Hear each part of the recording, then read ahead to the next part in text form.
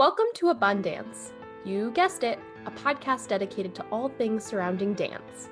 I am Kristen. And I am Hannah, and we are two best friends who are brought together by this art form. Please join us in 5, 6, 7, 8.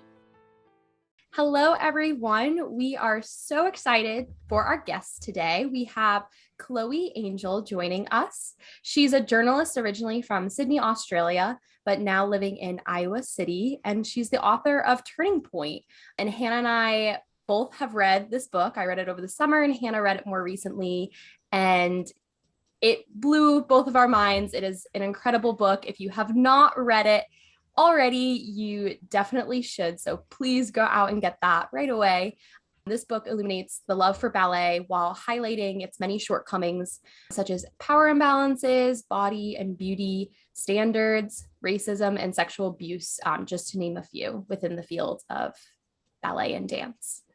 So to begin, Chole, would you just please maybe share a little bit more about yourself and your background with our audience? Sure. Yeah, thank you so much for having me. It's so great to be here. As you said, I grew up in Sydney, Australia, and like a lot of Australian girls and a lot of American girls, I grew up taking ballet classes, grew up in a family with a real sort of emphasis on the arts and also on sports, which are much bigger than the arts in Australia.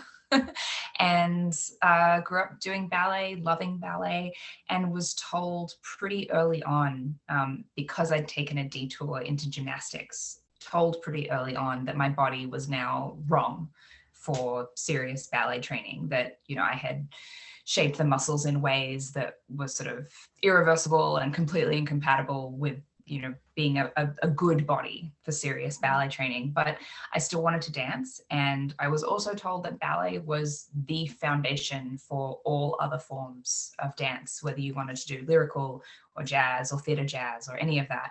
And so I kept taking ballet classes through my teens. And then after I graduated from college, where I spent 4 years, maybe the best 4 dancing years of my life in an all girls, all women, I guess, college dance company, which I really, really loved.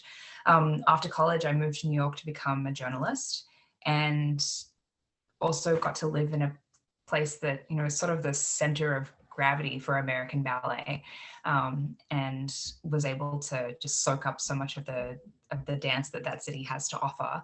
And so once I established myself as a journalist, I was able to sort of bring those two things together, and I got to start doing dance journalism, specifically ballet journalism. I would not describe myself as a dance journalist. I would describe myself at this point as a ballet journalist. And, you know, everything I write, whether it was my doctoral dissertation about romantic comedies or political coverage of, you know, women running for office, or, you know, women trying to get abortions in the South, or this book about ballet, basically everything I write is about gender and power and how they shape the lives of girls and women. And in the case of this book, boys and men. It came as a surprise to me that I managed to write a 300-page book about ballet where masculinity is kind of at the center. But that is the book that I wrote. It is a book about the future of ballet and about how we can make ballet safe and relevant and sustainable and just, so that it can survive in the 21st century, and so that it values all of the people who do it, the students, the professionals, the choreographers, everyone who loves ballet and needs it to love them back. Thank you so much for that. Power to you for sticking through it all despite the challenges you did experience, because I think that is so common, and that's something you obviously highlight in your book. And it's unfortunate that sometimes people miss out on the beautiful parts of ballet, right? Not all of it is beautiful, but there are many beautiful components and aspects. And sometimes because we're told that our bodies aren't meant to be, like, they aren't good for ballet, sometimes lots of people get to miss out on opportunities because of that. I think they miss out on opportunities, but I think you know, you've pointed to this, like, this real tension at the heart of it, which is that there is enough beauty there and enough to love there that people stay in it, even when they're being mistreated, even when they're being told, you know, you're not right for this. And there's enough love there. There is enough to love there and enough beauty there that you end up with a lot of people who are actually suffering so they can keep enjoying this thing that they love and that is beautiful. And that is messed up. Asking people to suffer in the name of something that they love is really messed up and dysfunctional. And, you know, you shouldn't do it for a romantic relationship. You shouldn't do it for your art form or your extracurricular activity. Like, you just shouldn't have to suffer because you love something, and you should not have to put up with abuse and mistreatment because you love something. Yeah, that's so true. And I just think you shed so much light on these really prevalent topics in the dance world, and in society in general, unfortunately. And Chloe, going forward, you started this book during the pandemic. Is that right? You began your research during the time, or was it? I actually started my research back in 2018. Oh, okay. And I was doing a lot of reporting on ballet in sort of 2016, 2017, but I decided I wanted to write this book in 2018. And so was doing a lot of, I had all the research done, and was ready to start writing. I actually put not pen to paper, put fingers to keyboard, for the first time to write the manuscript on the 1st of January, 2021. And so, you know, not even 3 months later, the world had just like completely changed shape, and particularly the live performance world and the ballet world within that had just completely changed shape. And I was left with, you know, years of research that was suddenly like, is this still going to be accurate? Is this still going to be relevant and timely? You know, writing a book about a live performance art when there is no live performance was, it was disorienting. And I had to trust that, you know, unfortunately, sexism wasn't going anywhere. Racism wasn't going anywhere. You know, mistreatment of artists was not going anywhere. It was maybe going to change shape, as the ballet world adjusted to the COVID world. But none of those problems, unfortunately, were going anywhere in 2020. Yeah, wow. It's incredible how your experiences have kind of shaped what we've all gone through, but in a different way, because you are now writing about it. And then it's like, oh, you know, as dancers, we're now having to deal with things on Zoom and trying to dance in our living rooms. And now you're trying to write a book about all of this. Yeah. And, you know, the way that the publishing process works is there is a point of no return where you really can't change what's in the book. And, you know, people might be surprised to learn how early in the game that happens. But for a book that comes out in May, you can change tiny details as late as March, but really substantive stuff you really can't change after like December. Mm-hmm. So you just gotta like cross your fingers and hope that what you wrote in December is still true when the book comes out in early May. Yeah, it absolutely, though, like you said, you know, those major issues that you focused on in your book, there are still issues. And as the days go by, I think there's more and more news stories coming about sexual abuse within different dance companies, or more recently I saw at a university. And so while at the time it may have felt, like you said, like hopefully this research is not, you know, old and things haven't changed a ton by the time the book is released. I mean, I think it was so relevant. I mean, when I was reading the book over the summer, like it just really hit home with all of the issues we have that are present in our field. Yeah, I mean, as you say, those stories keep coming, right? And I think that given that you know, at least for professionals, ballet is such an unstable field. Jobs are so tenuous and often short-lived and sort of conditional on so many things, including like keeping your weight down or to whatever arbitrary level your director deems is correct. And watching employers and employees sort of adapt really quickly to a new situation. There's almost more opportunity for abuses in those situations because everyone's moving quickly and just trying to survive. And usually fairness, diversity, inclusion, equity are like the first things to go when an institution is just trying to survive. And that is 100% what was happening in 2020. Institutions were just trying to survive. And if, a few eggs and or careers have to get broken in the process, then like that's okay because we saved the institution. And crises are often where, like, if you aren't well prepared for a crisis, then that's where things can really go sideways. But one thing that I observed as I was reporting the book, but as I was writing through the pandemic, was that the somewhat more radical people who I had interviewed were in fact the best prepared for the ways that COVID changed the ballet world. So one example of that is the choreographer Jerome Bell, who I was not lucky enough to interview, but Jerome Bell said in 2018, I think, or maybe 2019, he said, I'm no longer going to travel to choreograph on companies because I don't want to contribute to climate change in that way. So if you want to work with me, I'm going to choreograph over Zoom. We'll do it remotely. And, I remember thinking at the time, like, man, that's going to cost him commissions. I mean, that's a sacrifice that he is making because not every ballet company is going to be interested in working with him over Zoom. And then come 2020, every single ballet company is trying to figure out, how do we run classes on Zoom? How do we, choreograph works on Zoom? How do we film works remotely and then stream them remotely? And guess who's prepared for that crisis?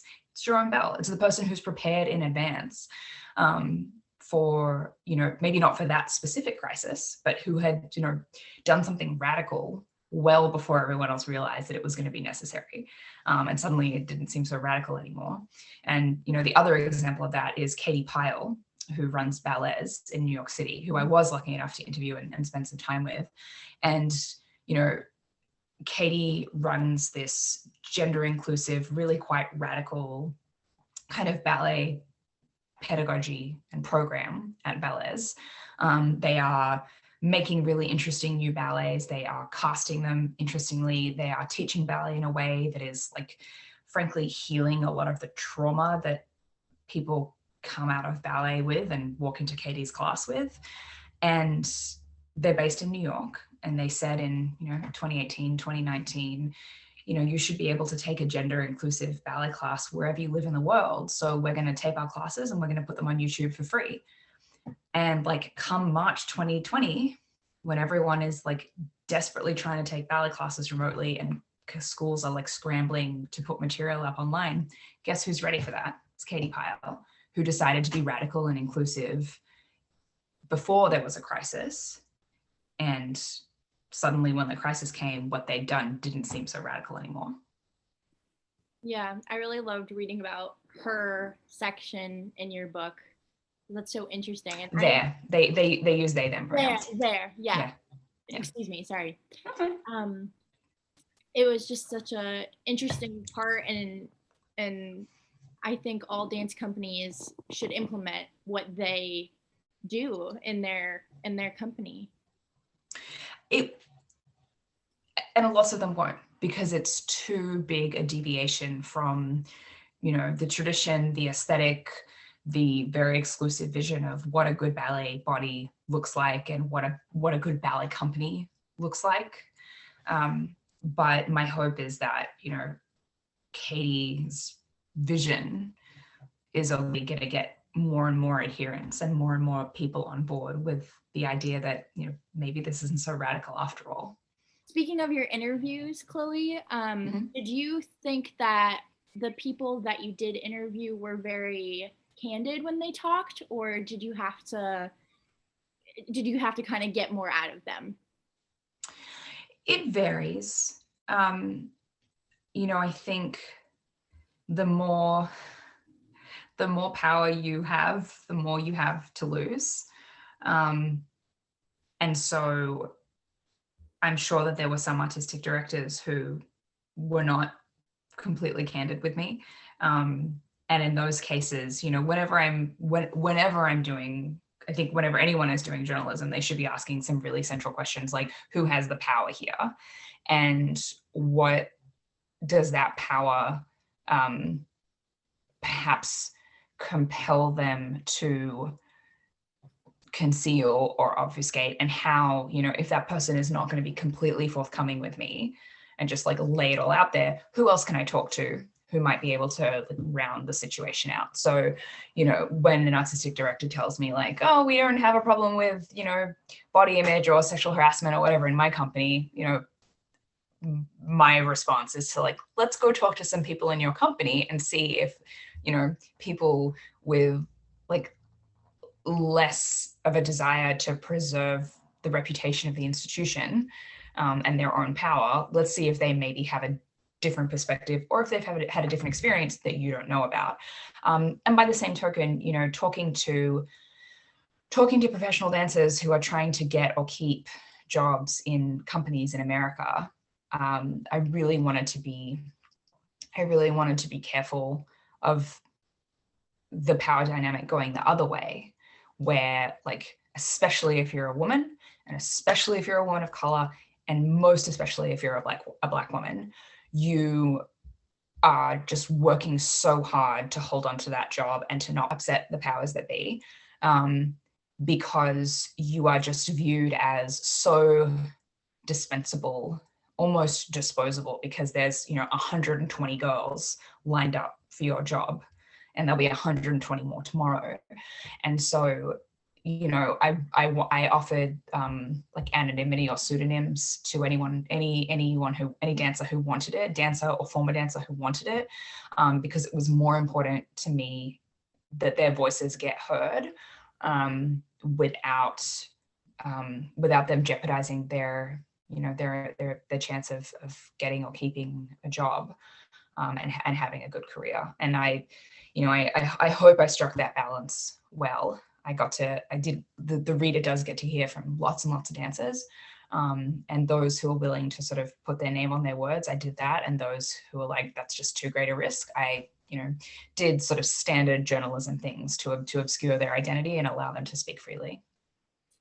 I think that was one of my favorite parts of just the book in general, was how honest it was. So I think that you were very successful in, like you said, some people it came naturally, some you had to do a little bit more digging and find the right people for this type of book to speak to. But these things get sugar-coated so often, or just kind of put to the wayside. And so I think that just in general is, like, in simple terms, my favorite part of or aspect of this book was just how brutally honest it was, whether it's what you want to hear or not.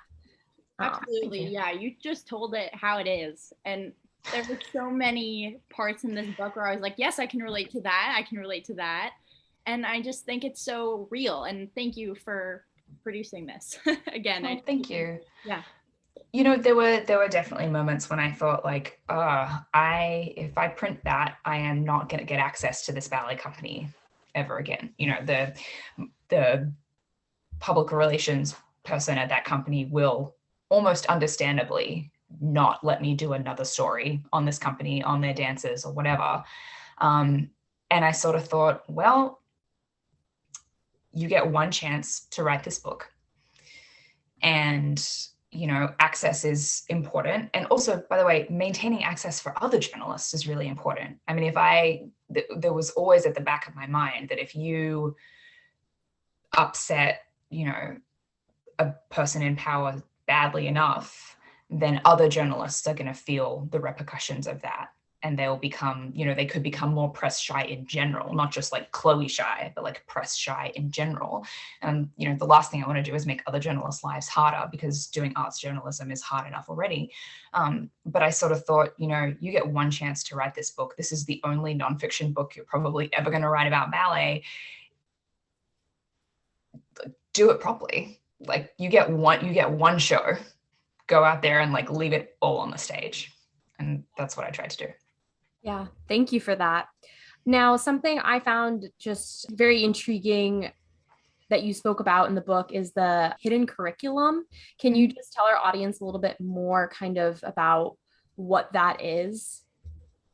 Yeah, so the hidden curriculum comes out of the academy. It's not like a concept or a term that I came up with, but it's basically the idea that every time you step into a learning environment, there is the sort of the visible stuff that you're learning, the book you're reading, the lesson plan, the, you know, bio curriculum, whatever, that you're learning. And then there's all the stuff that is hidden, that is unspoken, that is, you know, the assumptions that are conveyed about, you know, how a student is supposed to behave, the kinds of like values and sort of embedded assumptions that you pick up as a student in the classroom. And like, we know this from like watch kids go to school, and they're not just learning like how to read, they're also learning like how to sit still in a classroom, like how to be a student, and how to be a good student, and the way that a good student like talks to and addresses a teacher, all these sort of embedded assumptions about that, you know, are sometimes spoken but usually unspoken, but very strictly enforced all the same. And so, you know, there is this hidden curriculum in ballet where like, yeah, you're learning like grand battements and stuff, and like the proper way to turn out from the hip and like lift from under the leg, which is not something I've ever understood or ever been able to do. And I don't think it's real. But I've been told, I don't think it's real. I think it's a myth, but I've been told hundreds of times to like grand battement from under the leg, which whatever. Anyway, not the point. We can talk about that later. But you're also learning to be silent and obedient and to do the thing even if it hurts you. And, you know, like, because ballet is rooted in these like hundreds of years old guidelines about comportment from like the royal court in France. I don't know if you were taught this, but like we were taught that like you don't, like when you're watching an exercise get demonstrated, you're not allowed to slump. You're not allowed to like lean on the bar. You gotta like stand upright and like hands folded and like watch politely. You can't like, you're on all the time. Yeah. You are on all the time. You are being watched all the time. You are performing all the time. There is no rest period. And like, what a set of lessons and assumptions to carry with you through life. You're always on. You're always being watched. There is no rest period. Like that, and that those hidden lessons get really deep into you if you're learning them at, you know, 5 and 6 and 7 and 8 years old. And unless you sort of stop and like look directly at them and sort of understand out loud what it is that you were taught, you just sort of carry them unquestioningly, and you sort of act on them without realizing why. Even if you quit ballet and sort of never go back, those kinds of lessons, they stick with you. And that's actually where this book began, was like, I was trying to think about like, how did I learn to be a woman? Where did I learn my first lessons about femininity and what a good woman is? And I learned them in the ballet classroom. I learned them in the ballet studio. And you know, if you're in a co-ed ballet class and you see a boy getting special treatment, even though he's not as good as the girls or not working as hard as the girls, but you know, he gets singled out for corrections and he gets to wear whatever clothes he wants to class, and you're one of like 20 girls all wearing the same leotard, all being held to a high standard and disciplined for like talking in class. Like, what kind of a lesson does that teach you? And what kind of a lesson do you end up carrying with you out of the ballet classroom and through your life about the relative value of boys and girls? Yeah, we spoke and read some articles during my time at NYU a bit about the hidden curriculum. And I will admit, like you said, these things just become ingrained in you. And as someone who has been dancing and doing ballet specifically, not so much other styles of dance since I was 4 years old, and still dancing now, And now I'm also an educator as well. I teach a lot of different students, different backgrounds, different ages, and I have to find myself kind of to take a step back at times and think about what I'm doing, how I'm acting in the classroom, what specifically I'm teaching them, and just really like sit with it and ask myself a lot of questions and do a lot of reflecting, because it's hard, especially with the younger children.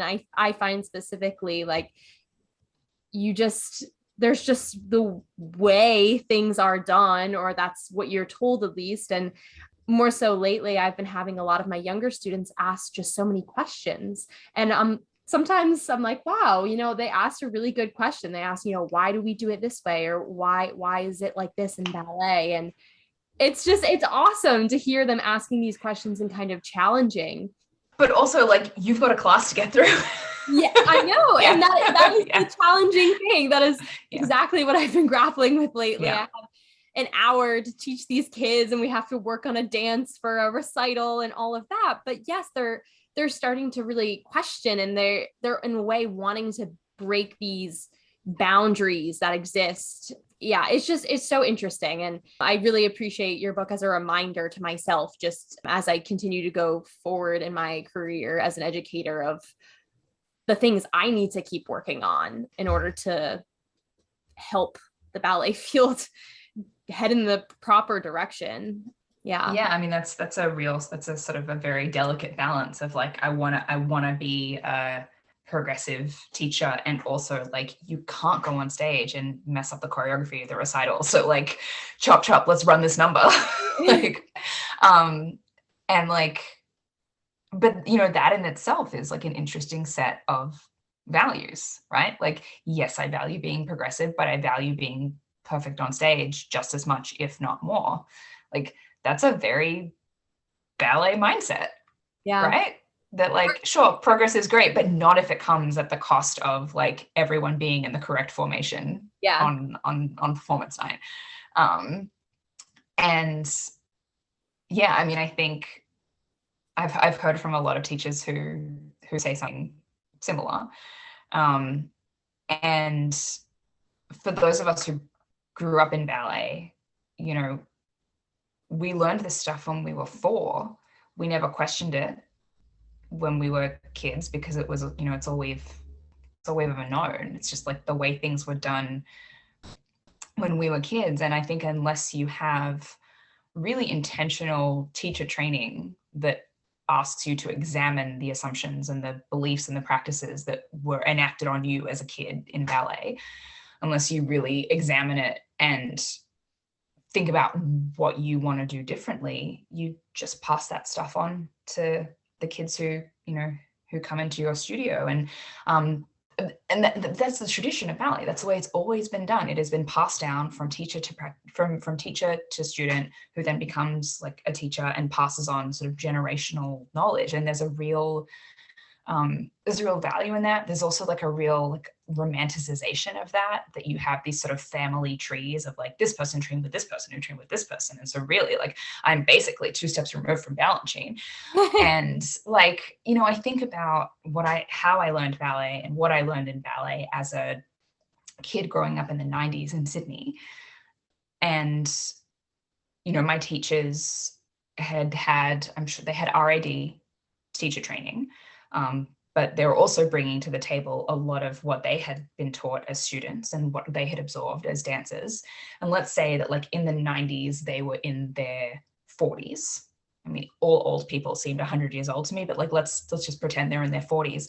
What that means is that unless they had done that work of, analyzing what and how they were taught and choosing not to pass it on, in the 90s, I was being taught stuff from the 60s.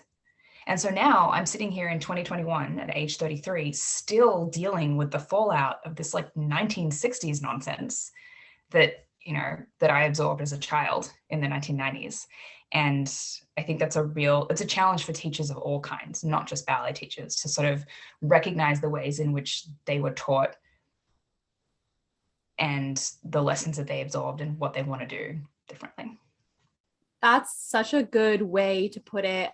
I don't know if I ever quite like, I've thought about it a little bit, but I don't know if I quite have ever thought of it the way you exactly just explained it. But as dancers, I feel like a lot of times we really look up to our teachers as role models. I think that that's something that's very present within the ballet world. And so, like you were saying, how, you know, we're not really progressing, we're passing on old ways of doing things. I think that's even more of the reason why we stick with some of these old traditions of, oh, well, so and so who, you know, you absolutely adore did it this way, so I want to be just like them, or something, you know, along those lines. That I feel like is part of what feeds into the perpetuation of this all. And I mean, I think that's partly because, you know, dancers retire from professional performance generally so young that by the time that they become teachers, they are still often able to do a lot of the stuff that they're demonstrating. Like, you don't see football coaches running around like demonstrating a play, you know. You don't see gymnastics coaches like jumping up on the balance beam and like doing the trick. But you walk into a ballet class, the teacher's wearing a leotard and tights and those like little teaching flats shoes. And like they're still able to do a lot of the things. And so it's just like it is a different relationship with the teacher than you have in a different, you know, in another sport or sort of athletic activity. And, you know, I don't really know how to say this without sounding weird, but like it is a different like aspirational relationship to the teacher's body. Like no football player is like looking at their coach and being like, I want to look like that. But I think lots of dancers, especially young ones whose teachers might still be like 27 and still look like what we think a ballerina looks like. A lot of them are saying like, I want to move like her. I want to look like her. I want to be like her. And that's just like a fundamentally different kind of aspiration than I think a lot of other athletes have to their coaches. Or I could just be speaking to my own experience. What do you think? No, I think that's absolutely true. I mean, growing up through my whole dancing career thus far, there's been so many teachers where I'm like, oh, they have this beautiful feet and these beautiful legs and just their body's gorgeous and that's what I want to implement. And then when you can't physically do it because you don't have that body, it's like, oh man, like what am I doing wrong? And ballet makes us feel that way sometimes, you know? Yeah. And what you did wrong was like be born to the wrong parents. Right. And I think going off of that too, something that's really just not great feeding into the issues with body image is that sometimes teachers who you might look up to and think, wow, they are stunning, they've got such a nice body, will then make comments not to their students about how they look, but about how they perceive themselves in front of the students.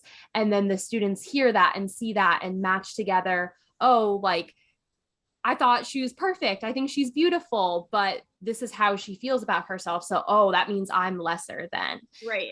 Or, you know, I think she's perfect, but she achieves that perfection by doing X, Y, and Z. By eating or not eating X, Y, Z thing. So like, again, with the aspiration, that's what I'm going to do. Yeah, no, absolutely. I mean, I think, you know, to my earlier point about like aspiring dance teachers doing some real reckoning with what they went through as students. That includes like working on their body image stuff so that they, you know, don't carry that into the studio and pass it on either explicitly or implicitly to their students. Yeah, absolutely. There is a lot of, you know, I didn't think about it this explicitly until I started talking about the book once it was out. So this is like not in the book, but I mean, not explicitly. There is so much generational trauma in ballet, just like teachers who went through some really awful things, passing it on to their students because they think that like a lot of them have rationalized like, well, that happened to me, but like I'm fine. So, you know, it's okay for you to dance hurt. It's okay if that, you know, that director makes you feel a little uncomfortable. It's okay to like skip that meal. Like I did it and I'm fine. It's a lot of like trauma getting passed down from teacher to student. And then that student becomes a teacher and it just, unless we like break this cycle, it's just going to keep happening. Right. Yeah. And I think this book is such a call to action.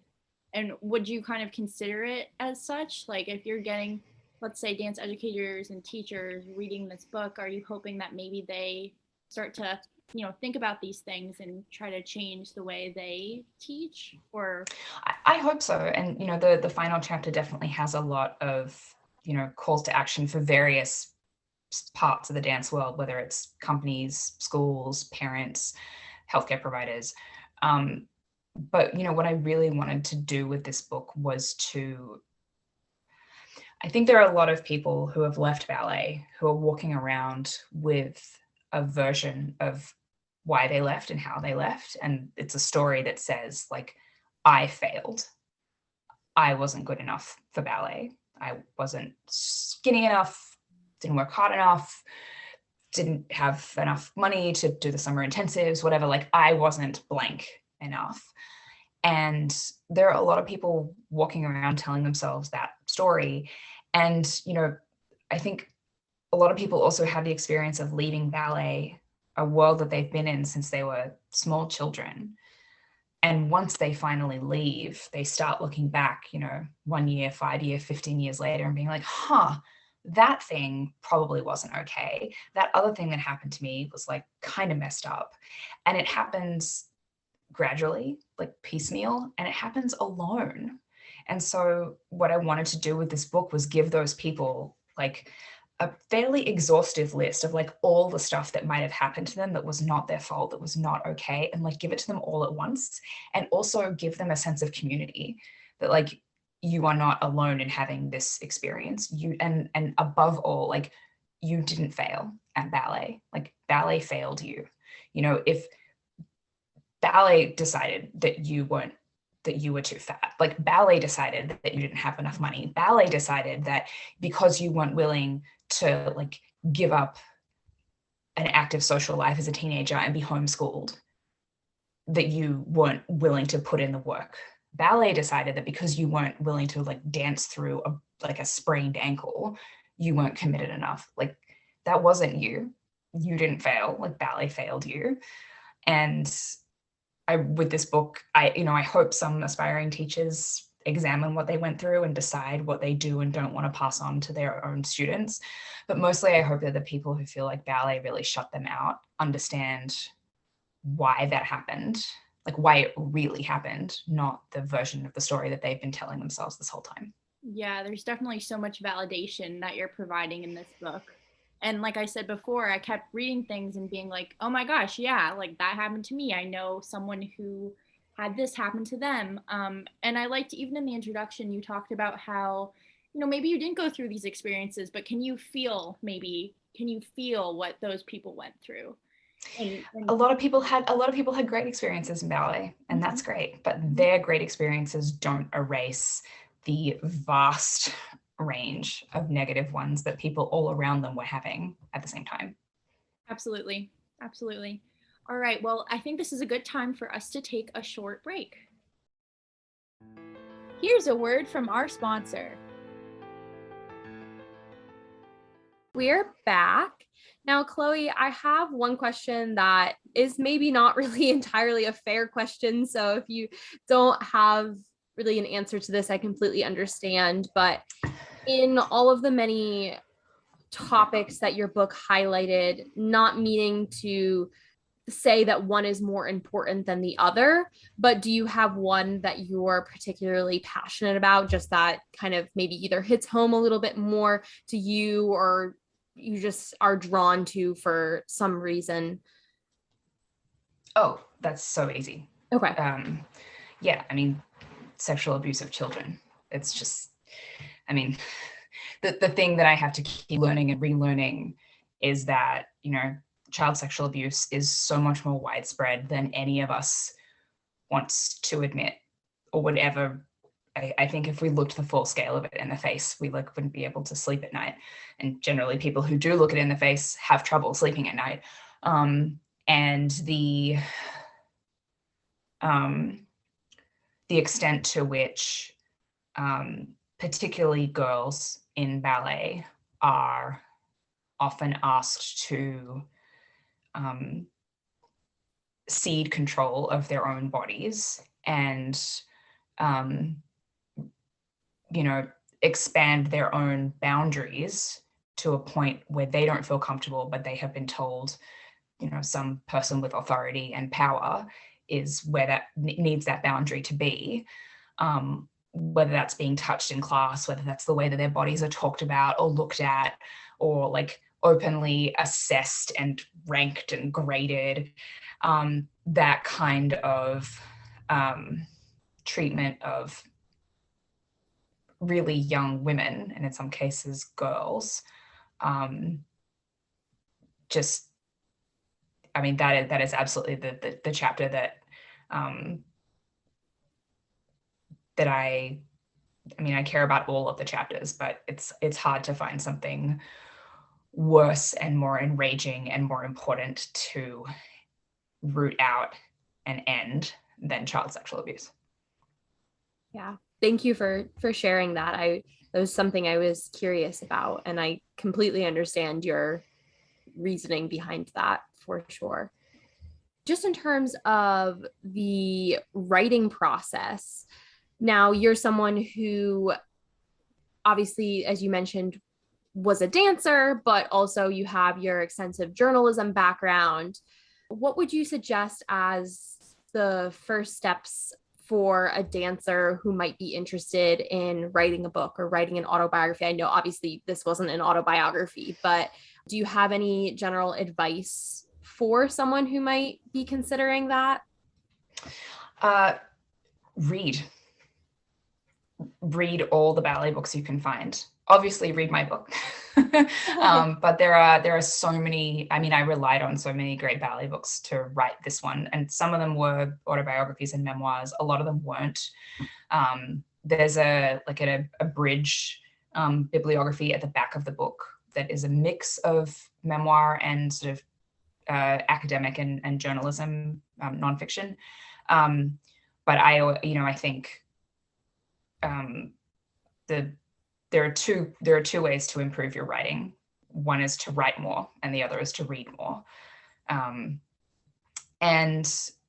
then I would ask that hypothetical person to think about what makes their story unique, and then what makes it universal. So what sets their experience apart?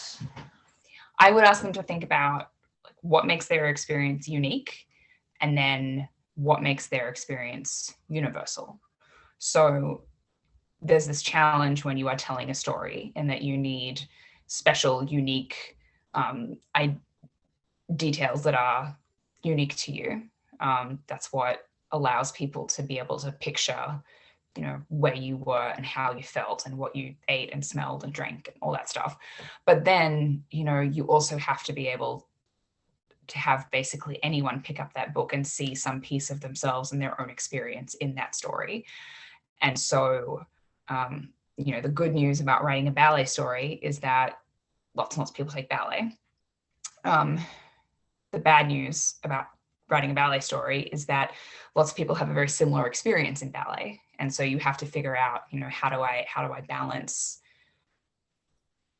what my hypothetical reader went through with what I specifically, me, with my interior experience went through, which is why you have a lot of ballet memoirs that are written by like the highest ranked individuals in the ballet world. Lots and lots of principal dancers or former principal dancers who have had, a really relatable experience of coming through ballet training as a child, and then a really, really unrelatable and unique experience of being like a principal dancer at ABT.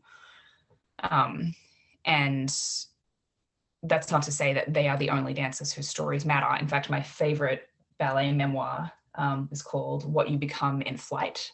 And it's written by a woman who, was a serious dancer up through college, and then had a really bad injury in college and had to figure out how to let go of her youth identity of being a dancer and make something new. And now she's a writer.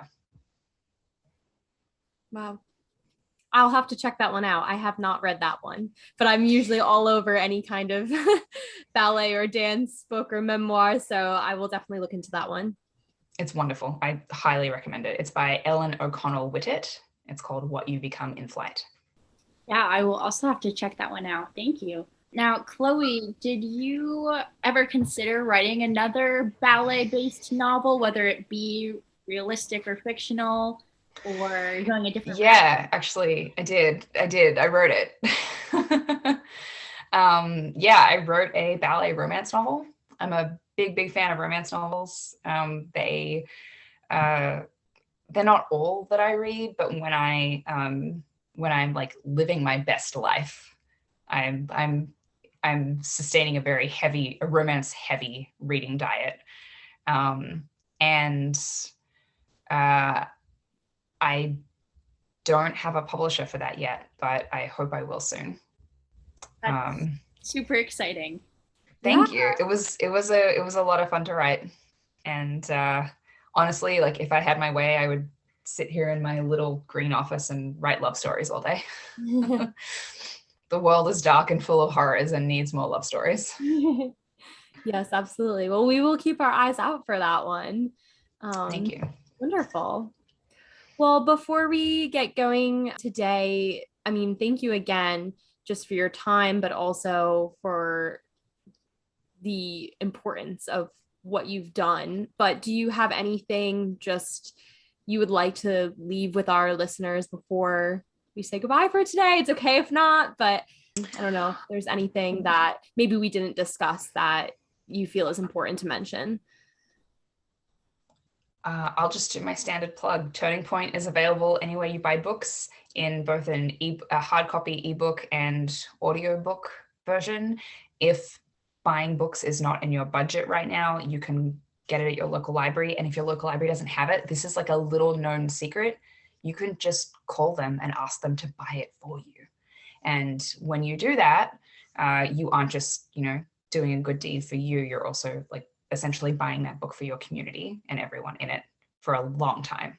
So I'm all about people borrowing my book instead of buying it. What I care is that like you read it and that it speaks to you. Wonderful. Thank you, Chloe. And again, such a fantastic book. And please read it if you haven't already. All right. Thank you so much. Thank you for having me. Thanks for tuning into Abundance. We appreciate your support. We hope to have PK'd your interest. Feel free to contact us at abundancepodcast5678@gmail.com and give us feedback on what you'd like to hear. That is abundance without parentheses. Go dance yourself silly. Bye for now. A special thank you to Richard DiFiore for our lovely podcast tune and Matt Mellish for our cover art.